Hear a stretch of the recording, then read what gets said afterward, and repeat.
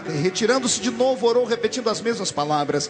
E voltando, achou-se uma outra vez dormindo, porque os seus olhos estavam pesados e não sabiam o que lhe responder. E veio pela terceira vez e disse-lhes: ainda dormis e repousais? Basta, chegou a hora. O Filho do homem está sendo entregue na mão dos pecadores. Levantai-vos, vamos, eis que o traidor se aproxima. Feche a Bíblia, coloque no banco, na cadeira. Pegue na mão do irmão mais perfumado do seu lado. Aperte a mão dele, veja se ele está vivo ainda. Quem está vivo faz barulho, isso. É hora de guerrear. Feche os seus olhos, feche os seus olhos. Ei, Radagás, Turiricandaramagai. Ah, meu Deus! Estamos começando a empreitada da palavra na noite aqui, Senhor, desta grande escola bíblica em Betim. Eu me coloco na sua presença para ser um vaso profético, Pai. Tu tens liberdade de fazer o impossível acontecer dentro deste ginásio e fora dele. Antes que eu comece a pregar, eu lhe faço os dois pedidos de sempre. O primeiro é que o Senhor cerque este ginásio, e num raio de 5 quilômetros, onde houver um demônio alojado, eu dou a esses demônios 5 segundos para desaparecerem daqui. Porque se não sumirem, serão queimados pelo poder da sua glória, que vai impactar este lugar. O segundo pedido a Deus é um pedido de atrevimento. Se ainda tenho crédito no céu como pregador da sua palavra, abre a porta do seu palácio e envia do céu para a terra uma comitiva de anjos. Que esses anjos desçam aqui em Betim, trazendo brasas de fogo nas mãos. Que eles comecem a esparramar essas brasas entre nós. E onde houver um crente batizado com o Espírito Santo, renova eles agora.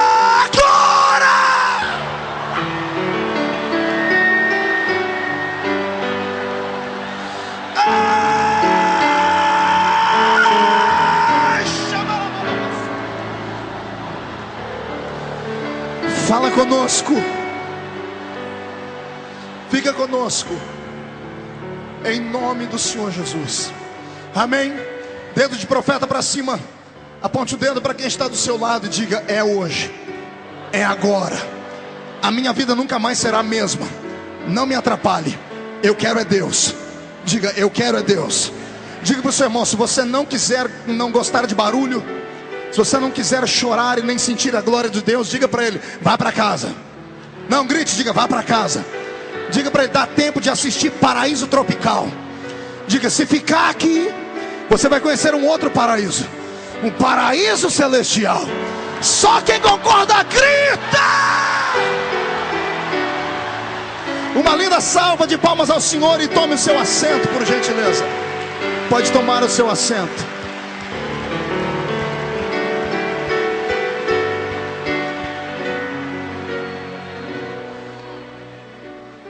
Senhoras e senhores, noiva do Cordeiro de Deus, líderes, pastores, afinal de contas isso é uma escola bíblica.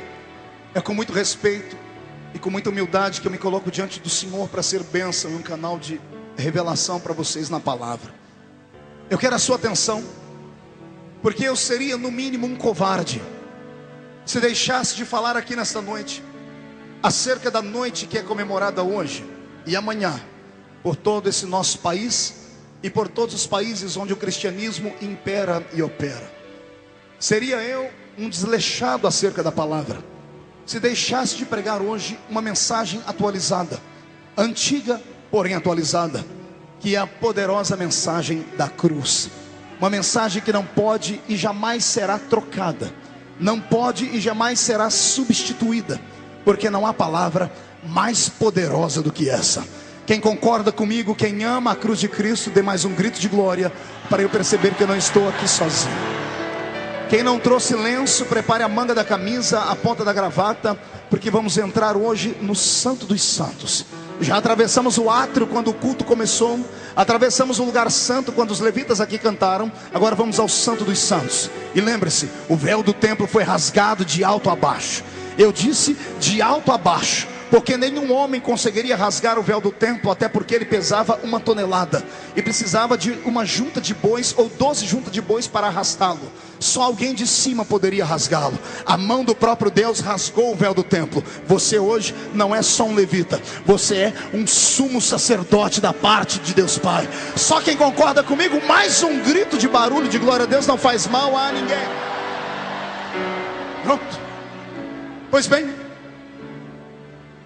era quinta-feira de 2000 anos atrás, uma noite parecida com essa. Pena que não havia tanto júbilo e tanta alegria. Até música tinha na reunião. E detalhe, foi a primeira e única vez que Jesus cantou, pelo menos é o que diz a Bíblia. Há 2000 anos atrás, o Senhor estava reunido com os seus discípulos, a sua trupe, os seus 12 amigos, os seus 12 conhecidos, em uma mesa onde ele toda noite costumeiramente se reunia com eles. Mas esta Bíblia Sagrada faz questão de dizer que era a última ceia. Diga para o seu irmão, a última ceia. Tinha tudo para ser feliz, tinha tudo para ser alegre. Jesus, querido Matos, fez um balanço do seu ministério. 3 anos e meio, milhares de pessoas impactadas, curadas, salvas. Mortos saíram da sepultura. Pessoas tiveram seus pecados perdoados.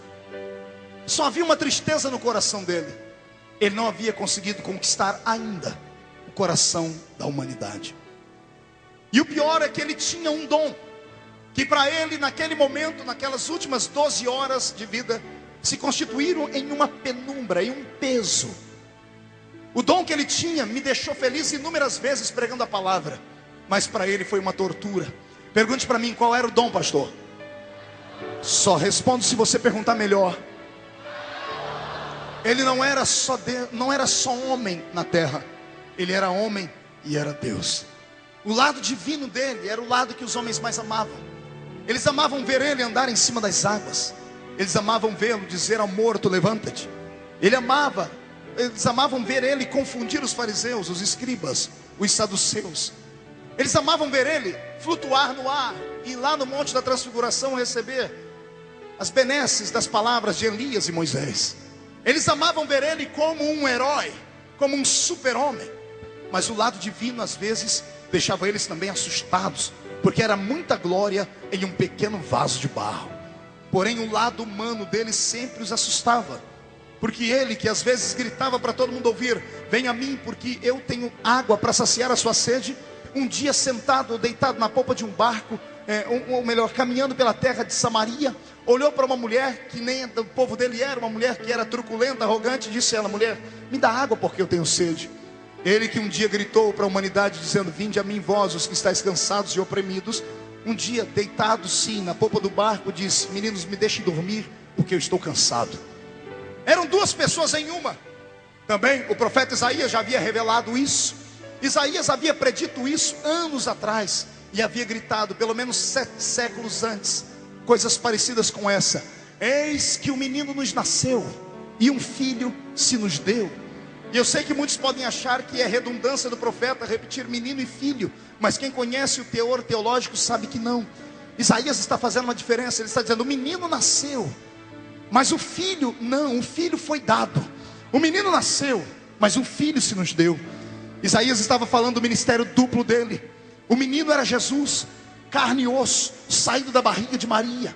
O filho era o Cristo eterno, que foi encarnado dentro daquele corpo de carne.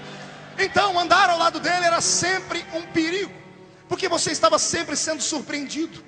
Imagine que nos 3 anos e meio de ministério ele fez a terra tremer, ele fez os homens enlouquecerem. Ele disse, eu não vim a esta terra para ser comum, eu vim para atear fogo nela. Eu vim para colocar pai contra filho, filho contra pai, porque o evangelho é isso. Embora seja boas novas, ele traz libertação, e a libertação provoca desavenças. A libertação e a verdade, ela supera a mentira, e quando a mentira é exposta, o pai da mentira fica revoltado. Interessante, o pai da mentira se revolta, porque ele quer, é um otário. Enquanto ele vem com a farinha, lá está o meu Jesus com a polenta pronta. Enquanto ele vem querendo dizer que tem poder, lá vem o meu Jesus gritando, ele tem poder, mas eu tenho todo o poder no céu e na terra. A história é linda. Mas esta ceia que tinha tudo para ser feliz, não é. Ele está falando em dó menor. Ele está com tristeza. O coração dele está apertado. Ele ministra aquela ceia com emoção. Ele ministra aquela ceia com lágrimas nos olhos. Ele dá a última grande olhada para os seus filhos, para os seus discípulos. Ele sente o perfume deles. Ele para olhar a pele deles. Eram amigos que durante 3 anos e meio desfrutaram com eles das coisas boas, das coisas ruins. Até que ele libera uma palavra revelada: um entre vocês vai me entristecer muito. Um entre vocês vai cometer um ato libidinoso, um ato truculento e vil. Todos batem no peito e dizem: serei eu. O outro diz: serei eu. Mas aquele que o trairia estava ali e também botou no peito e disse: serei eu. Ele sabia que era ele. Quando Jesus termina aquela ceia, ele nunca fez isso. Geralmente ele vai para a cama dormir, mas esse dia ele levanta a voz e diz: meninos, orem comigo, vamos orar. Ele termina de cantar uma música e diz: vamos orar. E imagina eles levantando a mesa, na mesa é para orar aqui. Jesus diz: não, hoje não. Hoje não é aqui. Hoje eu quero vocês orando comigo em outro lugar. Eu quero vocês indo comigo orar num lugar onde sempre que tem uma chance eu vou. E lá vem a trupe dos 12. No meio do caminho, um volta para trás. Só 11 o acompanham. Esses 11 se aproximam com ele perto de um lugar famoso, perto de um lugar lindo. Eu e o Matos estaremos lá agora no mês de maio, para o começo de junho em Israel. Vamos lá nesse lugar, Matos.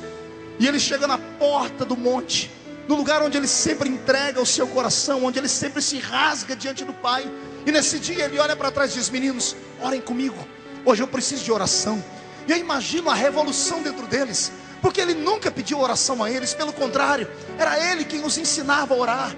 E eles só conheciam uma oração: a oração do Pai Nosso. Uma oração forte, uma oração bonita, mas muito pequenina. Uma oração que não passava de 2 minutos. E tendo ele ouvido a oração deles, eles oram e gritam por 2 minutos e de repente cessam de orar. E o monte faz em silêncio. E ele levanta a cabeça e olha para eles: meninos, só isso? Não podem orar comigo nem 1 hora? Isso era uma coisa absurda para eles. Passarem 1 hora de joelhos orando, também não precisavam orar. A figura de Deus estava do lado deles. Jesus estava ao lado deles. Mas agora Jesus está dizendo: orem comigo. Ele está expressando o lado humano dele. Ele está dizendo: eu também preciso e careço de proteção nesta noite. Esta é uma noite toda especial. E eles voltam a orar. E pela segunda vez repetem a oração do Pai Nosso: Pai nosso que estás no céu, santificado seja o seu nome. Venha a nós o seu reino. Seja feita a sua vontade, assim na terra como no céu. O pão nosso de cada dia nos dai hoje. Perdoai as nossas ofensas, assim como nós perdoamos a quem nos tem ofendido. Não nos deixes cair em tentação, mas livra-nos do mal, Pai, porque teu é o poder, a honra e a glória. Eles terminam a oração e faz-se silêncio naquele jardim. A alma de Jesus está apertada. Ele está triturado, ele está angustiado, ele está ansioso. E ele levanta a cabeça, olha e conta, 1 por 1, estava faltando 1. O traidor já tinha se afastado. Eles estão em 11.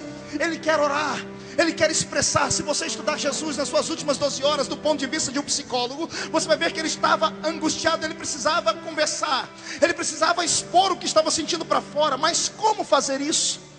Perto daqueles que dependiam dele para tudo. Os 11 que estavam ali não eram acostumados a vê-lo daquele jeito. Não eram acostumados a vê-lo triste, não eram acostumados a vê-lo tão descaído. Ele sempre tinha um sorriso, ele sempre tinha uma palavra de força. Ninguém sabia o que estava acontecendo. Sabe o que ele faz nessa hora? Ele levanta, bate no ombro de 3, Pedro, Tiago e João, e diz a eles: venham comigo um pouquinho mais perto da entrada do jardim. E lá estão os 3 amigos, os 3 inseparáveis amigos das horas incertas. E Jesus confiava neles, e só para eles ele disse o que estava acontecendo. E ele diz: a minha alma está angustiada até a morte. Preste atenção aqui, o teclado um pouquinho mais baixinho, mais lento. Olhe para cá. Eu queria ser um dos 3, para tentar entender como é que aquela palavra entrou aqui dentro. Imagine você ouvir sempre dele uma palavra assim. Pedro sempre conhecia ele como um poderoso. Jesus está andando em cima das águas e Pedro diz: se és tu, me manda ir ter contigo. E Jesus diz: vem, Pedro. E Pedro sai andando em cima das águas. Tiago e João viram milagres acontecerem através da boca dele. O cego gritou: eu quero ver. E Jesus disse: veja. Eles ouviram a voz dele naquele cemitério. naquele cemitério onde seu amigo estava sepultado. Eles ouviram Jesus gritar o amigo e o amigo sair de dentro da sepultura. Eles conheciam uma voz poderosa. Agora Jesus vira para eles e diz assim: a minha alma está angustiada até a morte. É você ver o seu herói se desfacelar. É você ver o pai que você tanto ama, que está do seu lado para te defender dos inimigos, se jogar no chão e dizer assim: hoje eu preciso de proteção. É essa cena que eu tenho dele, e essa cena me machuca. Porque conhecedor da Bíblia e da Bíblia inteira, eu descobri que ele não tinha que ter passado por nada daquilo. Aquilo era para mim passar, era para você passar. Era eu e você que tínhamos que carregar aquela angústia, aquela ânsia, aquele medo da morte. Ele não merecia aquilo, mas ele ocupou o meu lugar e o seu lugar. Ele se levantou naquele dia, deixou os meninos orando, porque eles não conseguiam falar muito, e entrou sozinho dentro do jardim do Getsemane. E quando as suas pernas cruzam o portão do jardim, ele se embrenha no horto, encontra uma rocha, dobra o joelho, coloca as mãos em posição de oração e começa a orar. E eu não sei como foram todas as palavras, porque o escritor disse apenas 2 frases, que ele orou dentro daquele jardim, e foi o suficiente para que eu o amasse mais do que eu já o amo. Porque de repente, ele, o todo-poderoso Cristo, que ressuscitou mortos, que disse aos seus discípulos: se eu quisesse eu enviaria anjos, pediria anjos, e eles desceriam aqui e acabariam com todos os meus inimigos. Eu tenho que ouvir a voz dele trêmula, emotiva, embargada, dizer assim: Pai, se for possível, passa de mim este cálice. Ele está dizendo: Pai, a angústia é grande, o medo está florando em mim. Eu nunca senti isso. Também pudera. Ele sempre esteve numa eternidade cercado por anjos. Tudo que ele quis, ele disse: haja, e houve. Agora ele está em forma humana, está numa forma deteriorada como a minha e a sua. E Deus, pela primeira vez na história, sente medo. Deus, pela primeira vez na história, sente frio, sente o pavor da morte. Ele começa a desfrutar agora daquilo que ele criou para mim e para você, ser humano. Aqui está a maior beleza que eu vejo em Cristo. É por causa desses últimos momentos dele que eu sou feliz. Eu amo ver ele ressuscitar mortos, eu amo ver ele andar em cima das águas. Mas quando eu escuto ele dizer: Pai, eu tenho medo, eu falo: Jesus, eu falo isso todo dia. Todo dia eu chego diante dele e digo: Pai, eu tenho medo das afrontas, eu tenho medo das línguas perniciosas, eu tenho medo das pessoas que não te temem, eu tenho medo de pecar, eu tenho medo de te constranger. Eu me lembro que uma vez muito séria na minha vida, eu estava em Boston, nos Estados Unidos da América, debaixo de uma nevasca tremenda. Um irmão saiu do carro, foi lá dentro de um lugar comprar um café quente. Eu fiquei dentro daquele carro e eu senti um medo. Eu me senti tão pequenino, me senti tão angustiado por causa das lutas, das perseguições. Eu senti o que vocês aqui em Betim sentem quase todos os dias, quando as lutas vêm sobre vocês. Naquele dia eu falei: Senhor, se eu pudesse escolher entre a vida e o céu, eu queria ir para o céu agora. Se eu pudesse nem ter nascido, Pai, eu gostaria de nem ter nascido. E se eu fosse nascer, eu queria ter nascido logo um anjo, para poder estar diante de Ti e sentir a Sua segurança. Você é um ser humano, você não é um super-homem, você não é uma mulher maravilha. Algumas religiões, algumas igrejas, alguns sistemas religiosos exigem de você muito mais do que você pode dar, e te acusam, dizem que você não pode errar de maneira nenhuma, senão você vai para o inferno de cabeça para baixo. Eu venho hoje em nome de Jesus te dar uma palavra mais forte. A minha Bíblia diz que aquele que está em Cristo não pode ser tocado. A minha Bíblia diz assim, olha, ai meu Jesus, eu vou ter que recitar Romanos 8:1. Nenhuma condenação há para aqueles que estão em Cristo Jesus nosso Senhor. Eu quero hoje que você comece a ouvir o barulho das malas serem arrumadas. As malas dos demônios que te acompanharam até Betim. Eles vão ter que te soltar hoje. Os demônios de acusação vão ter que enfiar as garras nos bolsos e voltar para a terra deles, porque hoje você sairá daqui mais puro do que a alva lã. Eu profetizo em nome de Jesus que você volta para casa leve, tão leve que você vai voar na presença do Altíssimo, porque ainda há poder no sangue de Jesus Cristo. Quem concorda comigo, grite: eu concordo, pastor. Eu estou achando você muito parado. Levante a mão direita para o céu, por favor. Gostaria que os obreiros me ajudassem, porque vocês são espelho aqui. Se vocês não fizerem, o povo não faz. Levante a mão, chacoalhe ela. Coloque no ombro de quem está do seu lado, por carinho e respeito. Agarre o ombro do seu irmão e chacoalhe ele. Chacoalhe ele até ele ficar irritado. Diga para ele: acorde. Diga: acorde, porque você vai descobrir qual foi o preço pago para você estar aqui. Crente que se preza não se cala numa reunião como essa.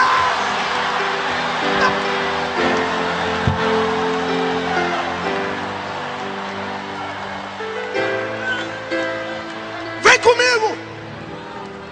Ele está dentro do jardim. Eu estudei, eu analisei, eu paguei um preço para saber por que ele fez aquela oração. E eu descobri. E o que eu descobri me deixou com medo, exatamente pelo dom que ele tinha. O lado divino de Jesus, ele fazia uma interferência no lado humano dele. Como homem sentado naquele jardim ou de joelho, ele só enxergava um palmo à frente do seu nariz, porque esse é o poder do homem. O homem enxerga o que está à sua volta. Mas como Deus, ele enxergava o futuro por antecipação. Como Deus, naquele jardim, ele fechou os olhos e ele viu os algozes chegando. Como Deus, ele sentiu o peso do chicote antes. Como Deus, ele viu o homem cuspir o rosto dele, esbofeteá-lo. Como Deus, ele viu o tamanho da coroa que enfiariam na cabeça dele. Como Deus, ele sentiu os pregos entrarem nas mãos e nos pés por antecipação. E o lado humano não estava preparado e tremeu. E é o lado humano quem diz: se for possível, Pai, passa de mim este cálice. Isso tem 2000 anos, numa noite como essa. Há 2000 anos, numa noite como essa, Jesus estava sozinho no jardim. E havia ali um julgamento. Haviam 2 pesos e 2 medidas.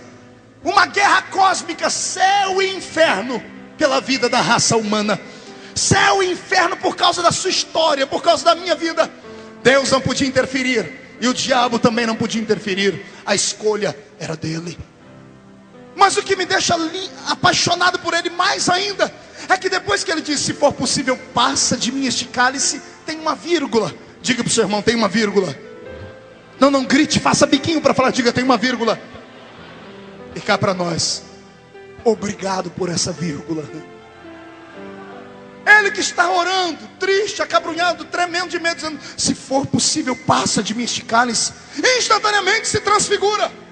Ele que estava caído, penso eu, de cabeça baixa, tremendo, fica de pé, olha para o céu e abre um sorriso e grita: todavia, seja feita a sua vontade, não a minha.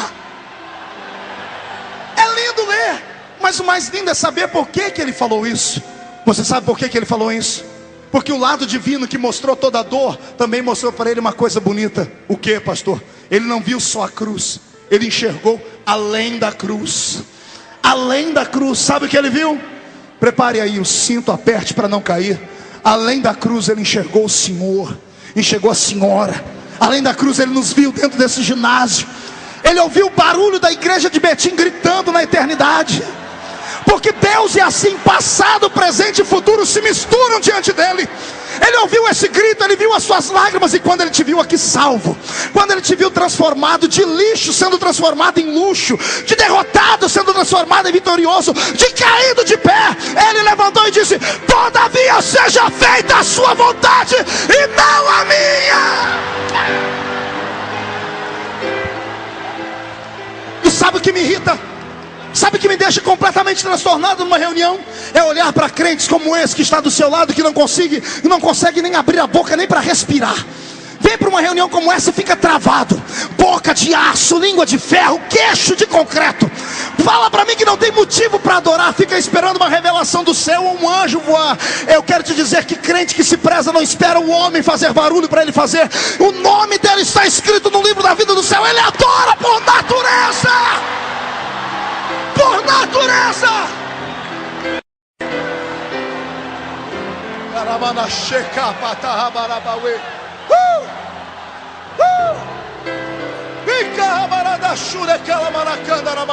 Se assuste não, isso aqui é tudo pentecostal que entendeu o que ele fez naquele jardim.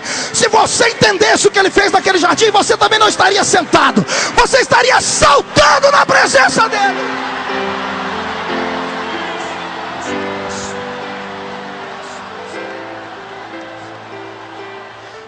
Ele sai do jardim marchando, pastor. Ele entrou assim, saiu assim.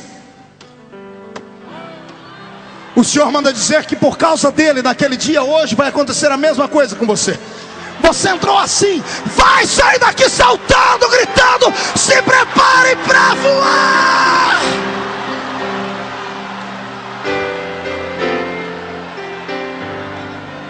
escute. Ele sai do jardim, ele vê todo mundo sentado no chão, deitado, dormindo. Ele acorda um por um. Ei, não pudeste orar comigo mais uma hora? E todo mundo vem com uma desculpa: mas Senhor, não dava para orar, a gente estava muito cansado. Jesus: agora é tarde, vamos embora. Escute para mim, ele chamando eles: vamos embora. Irmãos, deixa os irmãos aqui, não precisa fazer esse círculo aqui não. Isso aqui é um culto, deixa, por favor. Eles estão tentando fazer o melhor. Eu sei que vocês estão fazendo o melhor, mas atrapalha a visão das pessoas. Olhe para cá, Jesus está vindo agora. E ele diz: levantem, vamos embora. E Jesus ainda gritou: o traidor se aproxima. E todo mundo pergunta: de onde é que o traidor vem? Da esquerda ou da direita? Eu imagino Jesus dizendo: vem da direita. E eles: então nós vamos para a esquerda. E Jesus dizendo: não, nós vamos para a direita. Mas Senhor, os inimigos estão vindo. Ele diz: para isso eu vim ao mundo, eu já estou preparado. Mas o Senhor entrou no jardim triste, mas eu saí do jardim alegre. Eu não tenho medo da morte. A morte não é minha inimiga, é a minha carruagem de volta para o céu. Eu quero fazer a obra acontecer. Vamos embora. Nunca na história teve um preso igual a ele. Ele vai descendo e vem todo mundo subindo. Os homens olham para ele e ele grita, ele se antecipa: a quem buscais? E os que estão lá dizem: ah, Jesus. E ele se antecipa e diz: sou eu. Quando ele diz sou eu, cai todo mundo no chão. Ele, ao invés de fugir, Matos, porque se a polícia está caída, o bandido vai embora, ele vai lá e ajuda a polícia a ficar em pé. Fica em pé Malco. Malco é o soldado que Pedro arrancou a orelha. Fica em pé Judas. Até Judas ele mandou ficar em pé. Fiquem de pé. Desculpem, quando vocês perguntarem, eu devia só dizer assim: ó, eu sou Jesus. Mas eu disse eu sou. Eu repeti aquilo que eu disse para Moisés lá no monte: sou eu. E quando Deus fala, o homem tem que se curvar. Sou eu. Coloca um par de algemas em suas mãos, os pés. Começa uma das piores cenas, uma das cenas mais macabras da história. Ele, como ovelha muda, é arrastado ao matadouro. Aquela noite foi horrível. Diga para o seu irmão: foi horrível aquela noite. Jesus foi julgado, pré-julgado, rejulgado, sem que houvesse um concílio de homens. Apressaram tudo para poderem vilipendiá-lo, para poderem assassiná-lo. As pessoas dormiram esperando o milagre no dia seguinte. No dia seguinte viram ele exposto à humilhação para ser crucificado. Jesus foi injustiçado pelo ministério, ou melhor, pelo ministério sim, das forças armadas de Roma. Jesus foi injustiçado pelo ministério eclesiástico dos judeus. Jesus foi injustiçado pela raça humana, mas ele estava preparado para isso. Levam ele para Anás. Anás manda para Caifás. Caifás manda para Herodes. Herodes devolve ele para Pôncio Pilatos, que manda ele de volta para Herodes, que vem parar de novo na mão de Pôncio Pilatos. E agora o procônsul romano olha para ele, não queria intriga com os judeus, mas não encontrou nenhum pecado em Jesus, nem nada que o difamasse diante do grande César. Então é Pilatos quem diz: olha, eu vou aplacar a ira dos judeus. Ao invés de matá-lo, eu vou mandar flagelá-lo. E o nosso querido historiador Flávio Joséfos diz que quando esse homem truculento chamado Pilatos envolveu a turba romana na história, parecia que haviam demônios nos olhos dos soldados. Eram bestas, feras humanas travestidas de seres naturais, mas não eram. Estavam possuídos por demônios. Pegaram soldados romanos que flagelaram o meu Cristo, tiraram as suas roupas, o expuseram à miséria, penduraram as suas mãos para cima em um mastro e o amarraram. Quando deixaram Jesus seminu, já expuseram ele a pior vergonha que um judeu passaria. Nenhum judeu fica seminu perto de ninguém. Isso já era uma morte moral. Jesus estava morto moralmente diante dos judeus por causa que estava sem roupa. Alguém pega um chicote chamado azorrague. Azorrague era um chicote de 12 tiras de couro, na ponta de cada tira limalhas de ferro ou ossos de carneiro quebrado.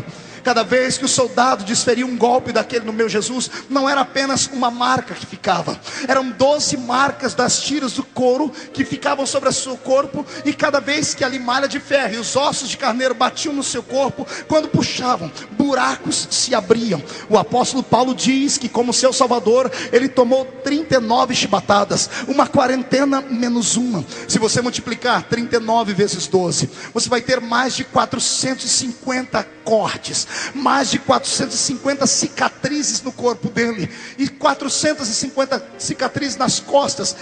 Era impossível alguém suportar, porque as costas se abririam, o pulmão dele seria visto. 450 cortes esparramados pelo corpo, então, do alto da nuca até as suas pernas embaixo. Parte do corpo do meu Jesus foi triturado. Parecia uma carne sendo batida por um açougueiro em uma tábua. O seu corpo se dilacerou. Parte da sua virilha se desintegrou. O seu seio, o seu peito foi triturado também. Os seus olhos, as suas costas, o seu pescoço.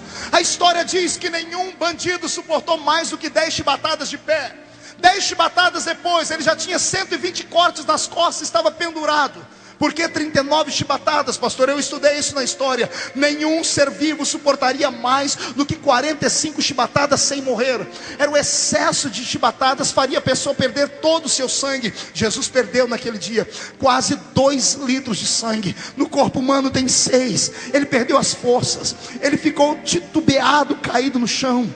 Não deram janta a ele naquela noite. Tiraram ele daquele lugar, o seu corpo ferido, esquartejado. Embrulharam ele em um pano para estancar o seu sangue e o jogaram em uma masmorra e levaram ele para dentro de um lugar fechado, uma cela, e o abandonaram às pulgas, o abandonaram junto com as baratas e os ratos em um lugar pútrido, em um lugar fétido, em um lugar inumano. E ele, como ovelha muda, diz a Bíblia, não abriu a boca, em silêncio, calou-se. Tinha ele poder para destruir a humanidade. Ele preferiu ficar quieto e absorver o ódio da humanidade. Aquele lugar era seu, crente. Aquele lugar era meu. Pilatos está atrás de uma pilastra assistindo a história. Se levanta, vai para casa jantar. Não consegue.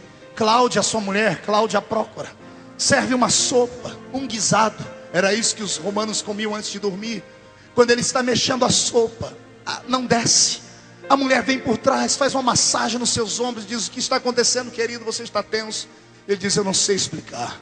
Hoje trouxeram um jovem galileu. Eu nunca vi alguém tão dócil, nunca vi alguém tão sábio.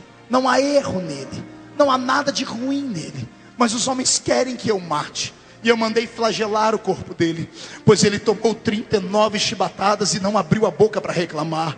Ele está caído, jogado lá dentro de uma masmorra. Que homem é esse? A mulher se curva e diz: marido, eu não me meto em assuntos de governo, mas essa noite eu sofri por causa dele. Uma voz do céu me dizia: esse homem é justo. Não se meta no meio do caminho dele, porque ele é justo. Pilatos não conseguiu dormir aquela noite. De manhãzinha ele teve uma ideia brilhante. Ele disse: eu vou tirar ele da morte. Hoje é Páscoa, é sexta-feira de manhã.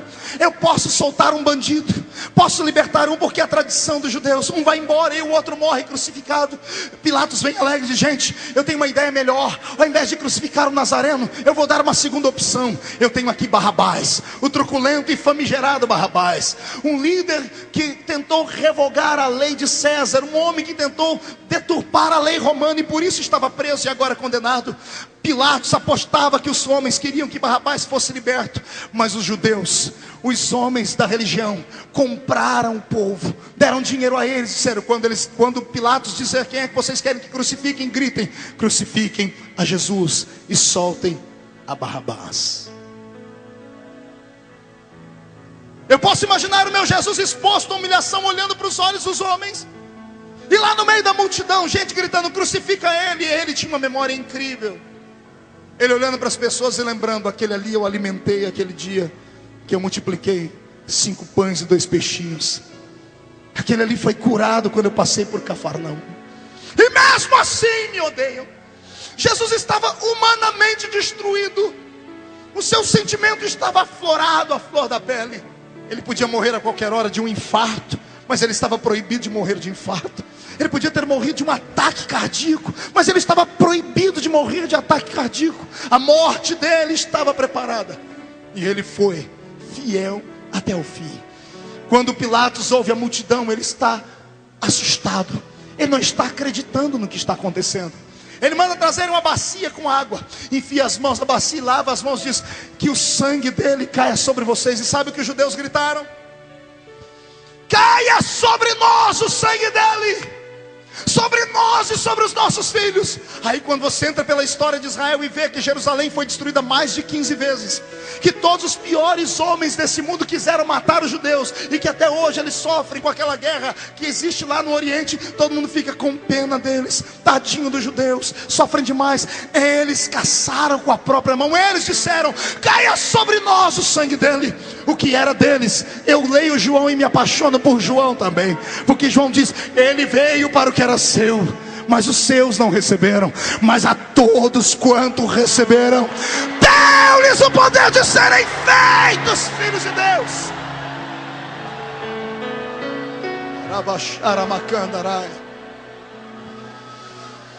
Os soldados brincam com ele como se ele fosse um fantoche.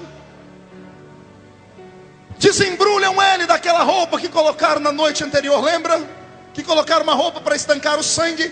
Como é que se estanca o sangue de 460 feridas? Quando alguém tira aquele pano, ninguém pediu a ele: olha, eu vou tirar com cuidado. Tiram de uma vez, irmãos, e as feridas se abrem. Você já colocou um band-aid em cima de uma ferida e puxou? Dói. Imagine 460 feridas se abrindo de uma vez. Ele gemeu, mas não gritou. Ele sentiu dor, mas não acusou ninguém. Recebeu sobre ele o castigo que era seu. Recebeu sobre ele o castigo que era meu. E ele está agora seminu novamente. Os soldados brincam com ele, fazem uma coroa de espinhos. Detalhe: espinhos que só tem naquela terra. Espinhos que chegam a ter 15 centímetros de comprimento. No seu caule 3 milímetros, a ponta de quase 1 milímetro, capaz de enfiar-se numa madeira de acácia e atravessá-la. Colocam a coroa de espinhos sobre a sua cabeça. Sua fronte está rasgada. Os espinhos furam seus supercílios, pegam nos seus olhos. Ele está triturado. Alguém pega um pedaço de pau e bate na coroa para que ela finque melhor. E ele não abre a boca para nada. Colocam uma capa vermelha, pegam uma cana e diz: você não é o rei, ó rei. Cospem nele, batem na face dele, e ele fica em silêncio. Trouxeram o prêmio dele, o patíbulo da cruz.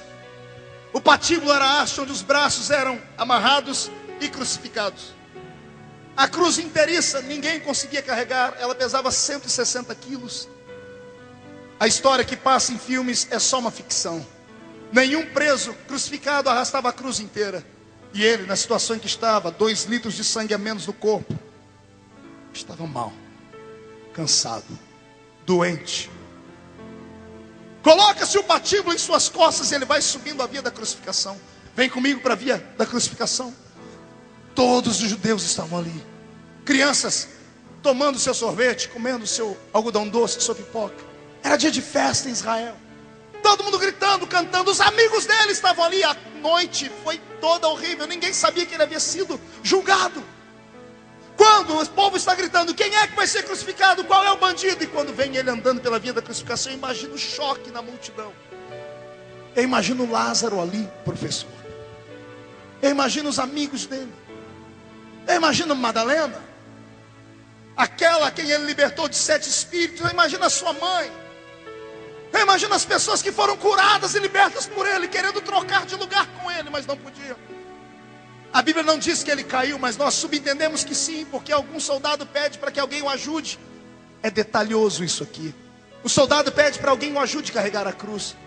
Não era alguém comum. O soldado escolheu a dedo. Ele procurou um homem que a Bíblia chama de Cirineu. Diga comigo, Cirineu.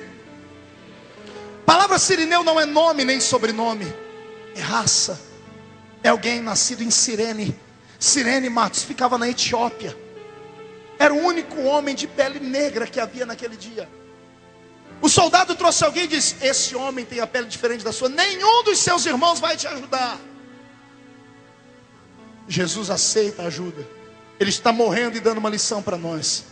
Quando os seus irmãos virarem as costas para você, um estrangeiro vem ajudar vocês.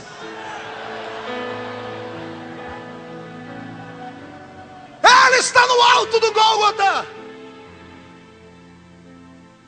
Do Gólgota você avista o Aceldama, o campo de sangue. Há um buraco no centro do monte chamado Caveira. a cruz seria jogada ali dentro. Quando tiram o patíbulo da cruz, pegam a haste principal e colocam e montam a cruz de uma vez. A cruz era preparada 5 dias antes. Ela era feita sob medida. Era feita do tamanho do bandido. A cruz era de Barrabás. E Barrabás vinha de uma terra onde Judas havia nascido, lá da terra de Cariotes. E os homens de Cariotes eram maiores do que os homens que viviam mais para o norte da Palestina. Barrabás tinha entre 1,80 m e 1,85 m, enquanto nosso Jesus, pelo lugar onde nasceu, devia ter entre 1,70 m e 1,73 m. 10 centímetros fazem muita diferença quando se abre a envergadura dos braços. A cruz era preparada por quê, pastor? Eles mediam os braços onde ia pregar a mão, furavam antes para facilitar a entrada do prego. Quando deitaram o seu Jesus naquela cruz, a primeira mão foi pregada de maneira suave, entre aspas. O prego atravessou a madeira, a mão, e fincou. A segunda mão não foi possível porque estava longe do buraco original, porque o braço dele era menor do que o de Barrabás. É o salmista quem diz: esticaram o meu Senhor. Esticaram ele tanto que era para os seus ossos se desconjuntarem. Mas a lei dizia que todo sacrifício tinha que ser perfeito. Nenhum dos seus ossos podiam se desconjuntar. Nenhum dos seus ossos podiam se quebrar. O corpo dele se estica. Os seus ossos apertam o seu pulmão. Prendem a outra mão e batem o prego nela. Após baterem os pregos, amarravam o braço, porque muitos haviam despencado lá de cima na hora que a cruz rompia no chão. Por isso, mão pregada e os braços amarrados. Os 2 pés pregados com um prego. O primeiro prego em um pé, o segundo prego num pé sobre o outro pé. Ele sentiu dores que faria qualquer um de nós negar a fé.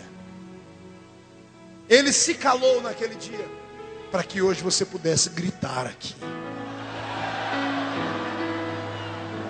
Ele sentiu dores para que hoje você sentisse prazer em estar aqui. Quando levantam ele com a cruz, 70 quilos, mais 160 quilos da cruz, possivelmente 230, 240 quilos, um homem comum não levantaria ele sozinho. 5 soldados o levantam. Levantam a cruz desajeitadamente, levam até o buraco central do Gólgota, e quando soltam a cruz dentro do buraco, o impacto da cruz no chão faz com que o corpo dele venha para frente. A mão se rasga, a corda o segura, o corpo vem para frente, os pés estão pregados, o pulmão que já estava apertado recebe uma prensa. A pressão é tão grande que ele fica sem respirar. Os omoplatas comprimem as suas costas e ele não consegue respirar. E ele sabia que Deus jamais aceitaria sacrifício de carne sufocada. Matos, ele faz aquilo que ninguém jamais teria coragem de fazer. Ele pega as mãos onde estão os pregos e segura na ponta dos pregos e arruma força para vir para trás. Uma força inumana. Quando as suas costas rasgadas encostam na cruz, a cruz não era lavrada, cheia de ferpas, cheia de farpas. As ferpas e as farpas entram dentro das suas costas. Ele está respirando ofegantemente. O tétano começa a corroer a seu sangue. Ele começa a delirar. Está sem sangue no corpo como deveria ter. Não jantou ontem à noite. Não tomou café de manhã hoje. Carregou uma cruz por quilômetros. Está pendurado em uma cruz. Está humilhado porque está seminu. Entre o sangue e os mosquitos que estão voando, ele olha para frente. E ele vê uma multidão de homens e mulheres que o rejeitaram. Sua cabeça pende. O sol quer se esconder. As plantas querem voltar para o centro da terra. A terra quer regurgitar os seus mortos. O grito do povo começa a crescer. Começa a ver a besteira que fizeram. Até os soldados romanos olham e dizem: esse homem não é comum. Eis aí o Filho de Deus. Mais uma vez, o dom dele o atrapalha. Ele olha para cima por um momento como homem, ele só vê nuvens. Mas de repente o lado divino sai. E ele olha para cima agora, pastor Neemias, como Deus. E quando ele olha, por um momento um sorriso nos lábios, e o sorriso vira um terror, porque ele olha para o céu e vê o céu aberto, e ele vê o Pai sentado no trono. Quando ele vai sorrir, o Pai se levanta e faz assim para ele, fica de costas. E ele olha para baixo, a dor é tão grande do abandono, que ele vê todo mundo ali embaixo. Ele sabe que se ele falar aquilo que ele quer falar, ninguém ali fica firme. Com medo do que eles vão fazer, com medo deles se desviarem, sabe o que ele faz? Ele olha para o céu e busca na sua mente uma língua extinta, chamada aramaico, e grita bem alto: Eloi, Eloi, lama sabachthani.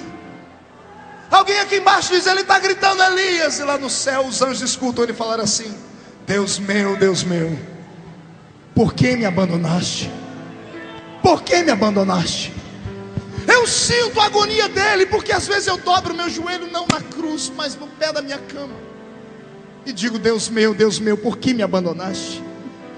Eu senti a dor da vida se esvaindo, eu senti o peso da angústia se aproximando. O que ele passou naquele dia foi para que você hoje tivesse força de permanecer aqui e dar a ele um presente na noite de hoje.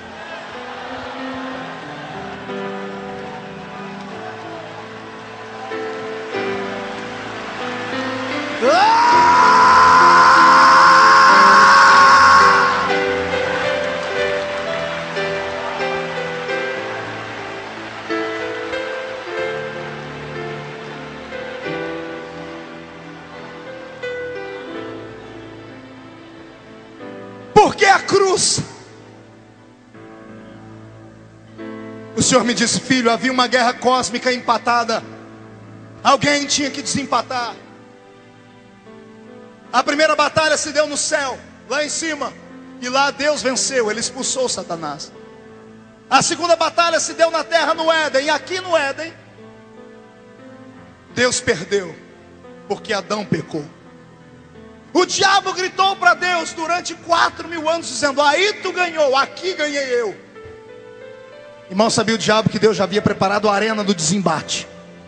O desempate não podia ser no céu nem na terra, porque se fosse no céu o diabo ia dizer: aí é o seu reino. Se fosse na terra, Deus podia acusar: aí é o seu reino. Por isso Jesus ficou entre o céu e a terra. O pé não tocou a terra, a mão não tocava no céu. Ele desempatou a batalha entre o céu e a terra.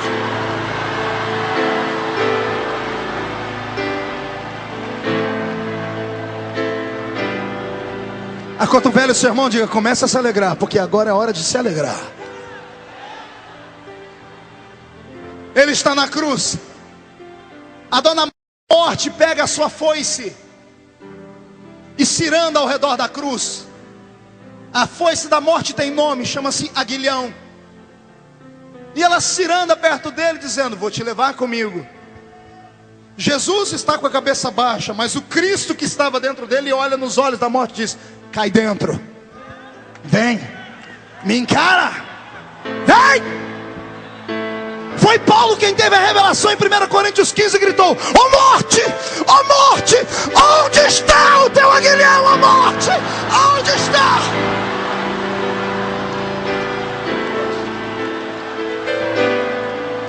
O salário do pecado é a alma que pecar, essa. Todos pecaram e destituídos estão da. A morte reinava até que olhou para Jesus. Quando ela pegou a foice e bateu no peito dele para cortar o fio da vida, foi bater a foice e a foice quebrou no meio. Se quem peca deve morrer, quem não peca deve. Se quem peca tem que morrer, quem não peca deve. Quem não peca tem que. Ela não podia levar porque ele não tinha pecado. Eu quero hoje aqui desmentir um monte de filósofos que são bananas, como Nietzsche e outros mais, que falaram assim: o cristianismo ficou sem Deus porque Deus morreu na cruz. Quem foi que disse que Deus morreu? Quem foi que disse que a morte matou Jesus? Quem disser para mim que a morte matou Jesus, eu dou um cascudo na cabeça dele. Ela não podia matar. Por quê, pastor? Porque Jesus não tinha pecado. Ela não levou ele, foi ele que se entregou, foi ele que quis ir, foi ele que determinou a hora, foi ele que disse: agora eu já posso ir embora, porque consumado está, agora eu posso.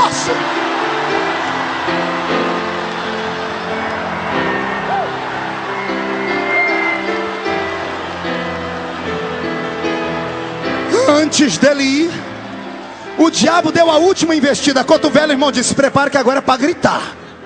Não, diga para o seu irmão, é para gritar agora. O diabo deu a última investida, pastor José. O diabo entrou no corpo do bandido que estava na esquerda. E o bandido da esquerda disse: tu não é o filho de Deus? Tu não é forte e poderoso como dizem? Desce da cruz e tira a gente daqui. O diabo vai no ouvido de Jesus e diz: está vendo? Você está morrendo, e quem está morrendo com você não acredita em você. A angústia pega Jesus, o seu semblante descai. Deus olha e diz assim: a luta não é desigual. O Espírito Santo entra no coração do bandido da direita. O bandido da direita fica crente na cruz, estica o pescoção aqui e grita com o que está lá na esquerda: ô infeliz, a gente está aqui porque merece, tá? Esse homem não fez nada de ruim. Como ele esticou a cabeça para falar com aquele que estava do outro lado de Jesus, ele olhou para cima, e em cima da cabeça de Jesus tinha um presente de Pilatos, escrito em 3 idiomas: latim, aramaico e hebraico. Estava escrito em cima da cabeça de Jesus: Inri, que significa rei. E o bandido, quando leu lá rei, o Espírito Santo tocou ele, e ele falou com Jesus de cabeça baixa: ô rei, ô rei, rei, ô rei. E Jesus com a cabeça descaída, triste, está ouvindo: rei, ô rei, rei. E Jesus levanta a cabeça com o olho meio cego, todo machucado, e diz: de onde vem? Rei. Ele: pois não, garoto. Ô rei, lembra-te de mim quando entrares no seu reino. Jesus agarra aquele prego e diz: ainda hoje, rapaz, ainda hoje. Ah, quem é pentecostal adora.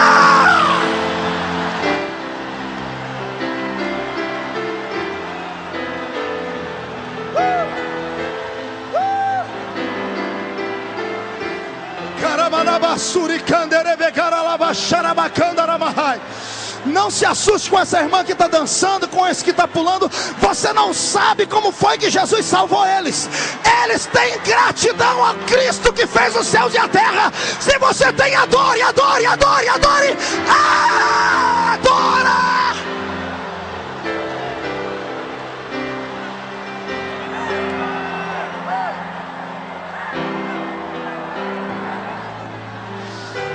Segura um pouquinho, respira fundo, respira fundo. Respira fundo. Olha para mim.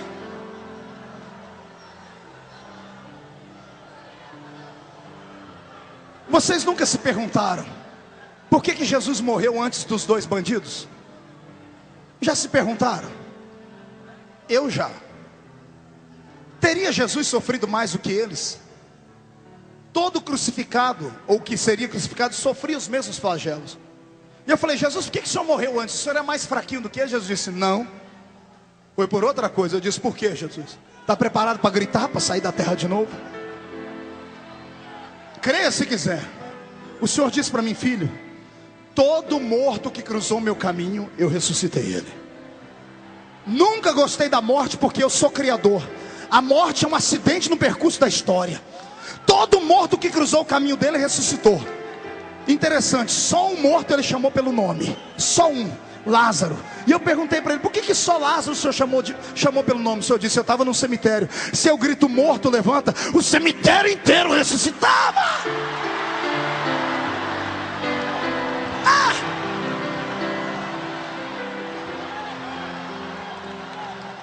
E eu falei: Jesus, por que o senhor morreu antes deles? O senhor disse: eu morri antes deles para não ter trabalho. Eu falei: trabalho do quê? Se eles morrem antes, é morrer e ressuscitar. Era morrer, eu dizia: levanta, ressuscita. Perto de mim ninguém fica morto. Perto de mim, até quem morreu há 4 dias viverá, viverá. Por favor, olha para esse crente que está do seu lado, que morreu e esqueceu de deitar. Dá um grito da orelha dele, pergunta para ele: se você está vivo, faz barulho para adorar.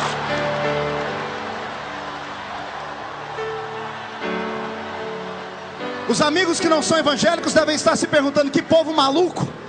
Estão falando da Páscoa, estão falando de Jesus e não tem nenhuma imagem dele. Não temos imagem de Jesus. Eu servia uma vez, quando eu era coroinha na igreja romana, eu me curvava diante da imagem de Jesus, eu tinha pena dele. 2000 anos pregado naquela cruz. Eu servi como coroinha 4 anos na mesma igreja. O meu Jesus estava lá sem tinta, empoeirado, a tinta da boca dele tinha saído. Eu ficava com pena dele, eu queria até dar um dinheirinho para ajudar em restaurar ele. Quando eu vim para a igreja dos crentes, eu perguntei: cadê o Jesus de vocês? Não está na parede? Eles disseram: ele não está na parede porque ele é maior que a parede. Eu disse: ele é grande. Disseram: ele é tão grande que os pés dele estão aqui dentro e a face dele está diante dos serafins, que cada um santo, santo, santo é o Senhor dos exércitos.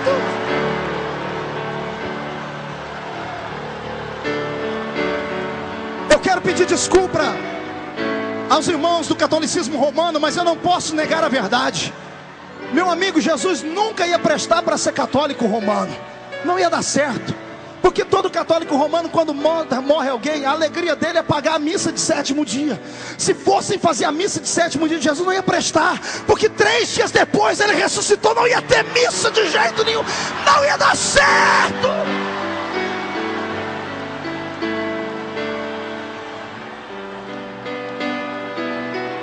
Quem serve é um Cristo vivo, quem serve é um Cristo vivo. Eu quero ouvir um grito de glória.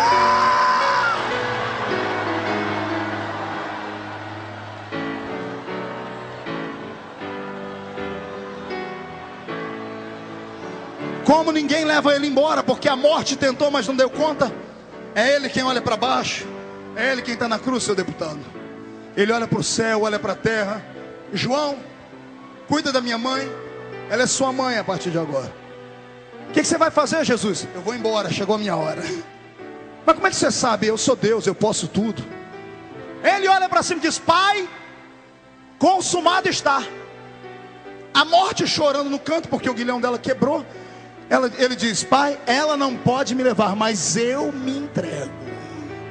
Ouviu aí, morte? Escrevam os escritores: ela não me levou, ela não me matou, eu me entrego por livre e espontânea vontade. E tendo dito isto, expirou.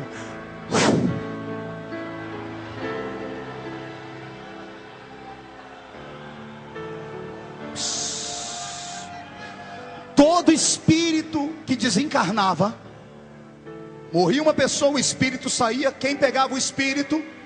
A morte. E levava para onde? Levava para um cativeiro, para o Hades, ou para o seio de Abraão. Todo espírito era propriedade da morte. Quando Jesus expirou, a morte procurou ele por 3 dias e não achou.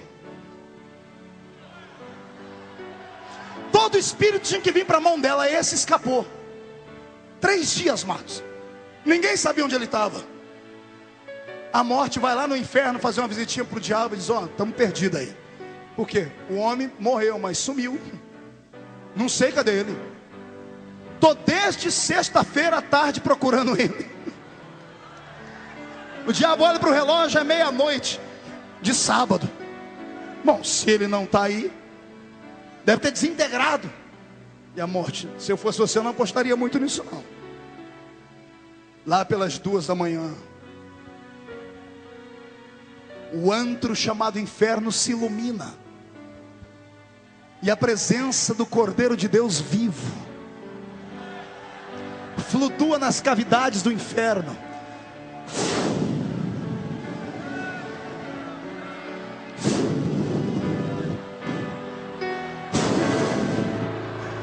A presença dele causando desconforto aos demônios. E lá está ele, diante de Satanás. Não conversa, só estende a mão. E o diabo tira da sua cintura a chave da morte e do inferno. Alguém tem um molho de chaves aí? Um molhinho de chaves? Por favor, pastor. Coloque na minha mão. Jesus pega a chave e vira as costas e vai embora, porque ele não tem papo com o diabo. Ele está indo embora com a chave na mão. Penso eu, o diabo dá um grito: ei, Nazareno, não esqueceu nada? Eu imagino Jesus virando, dizendo assim: qual o problema? A profecia de Gênesis 3:15 Da semente da mulher vai nascer um que vai esmagar minha cabeça. Não vai pisar na minha cabeça. Eu vi pregadores pregar isso a vida inteira, que Jesus desceu lá e pisou na cabeça do diabo. Mentira. Jesus olha para o diabo, imagina ele dando um sorriso, dizendo assim: eu poderia, mas não vou fazer. E ele vai saindo com a chave na mão. Não vai fazer por quê, Nazareno? Porque ainda não é hora. Por hoje fica assim, mas em breve, eu disse em breve, o Deus de paz esmagará a tua cabeça debaixo dos nossos pés.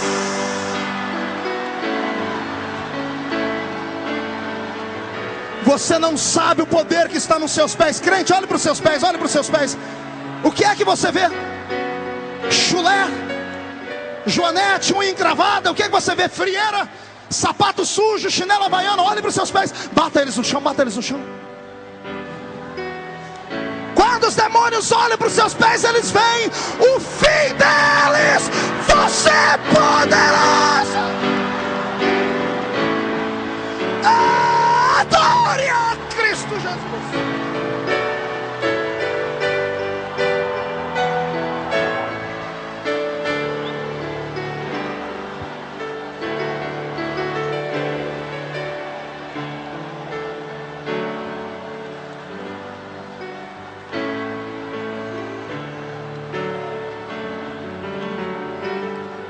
É domingo de manhã.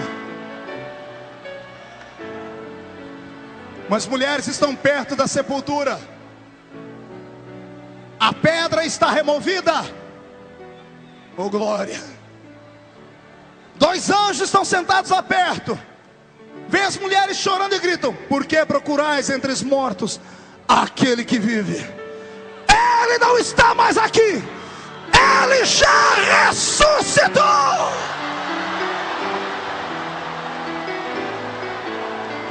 Quem crê que o seu Cristo ressuscitou, grita. Quem crê que o seu Cristo ressuscitou, tira o pé do chão para adorar.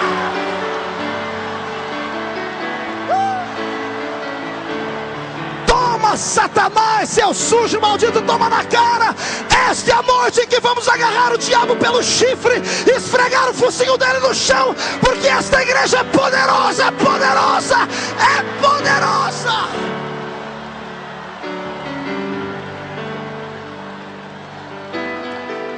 Aguenta mais um pouquinho. Pergunte para o seu irmão: aguenta mais um pouquinho? Sente aí, estou terminando, 5 minutos eu acabo. Ele fez o que? Ele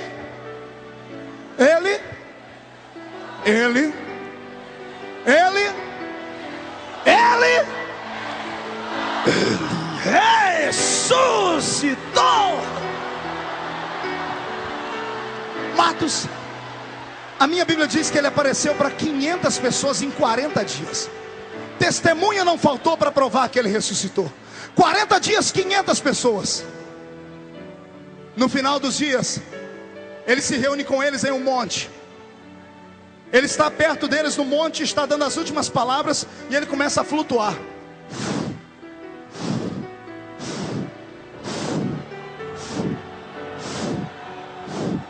Está todo mundo olhando e ele está dizendo: gente, vão para aquele lugar que eu falei para vocês, até que do alto sejais revestidos de poder, para serem minhas testemunhas em Jerusalém, Samaria, Judeia, até os confins da terra. Uma nuvem esconde Jesus e fica todo mundo olhando para cima igual bobo. Os 2 anjos da sepultura aparecem: ei, varões galileus, o que estáis olhando? Do jeito que ele foi, um dia,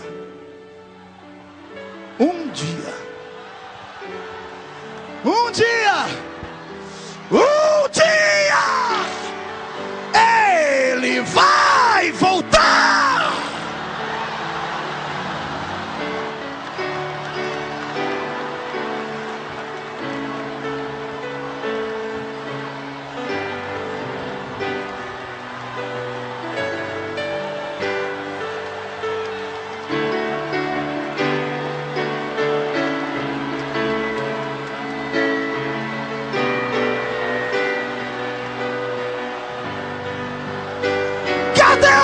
quem gostais,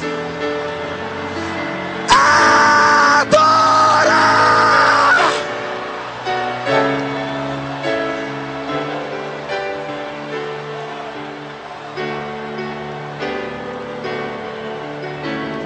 Eu chorei na quinta-feira, eu chorei na sexta, mas eu me alegrei no domingo. A quinta do julgamento, a sexta da crucificação passou, e chegou o domingo da ressurreição. Deus me deu uma palavra profética para todos os mineiros. De pé, por favor, de pé, de pé, de pé, de pé, de pé, de pé.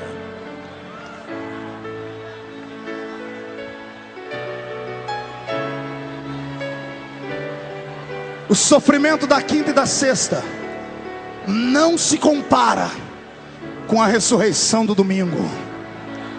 Você não entendeu? Eu vou repetir. O sofrimento que você teve até hoje na sua vida não se compara com o gozo, com a glória que virá este ano para a sua vida. Este é o seu ano.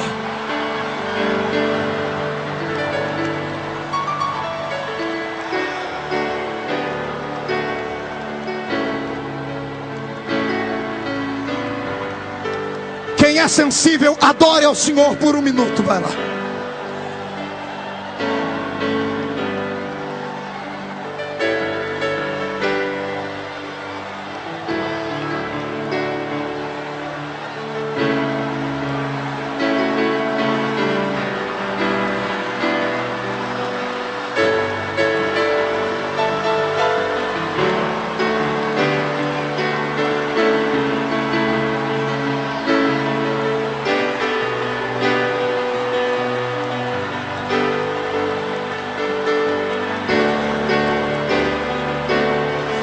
Quebra tudo, tecladista, quebra tudo.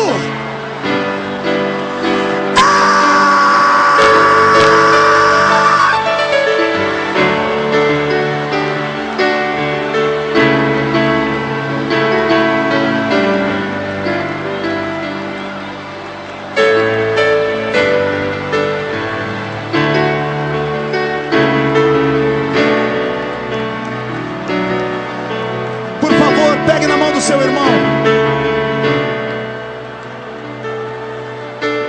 Pegue na mão da sua irmã. Se ele não quiser pegar na sua mão, pisa no dedo do pé dele.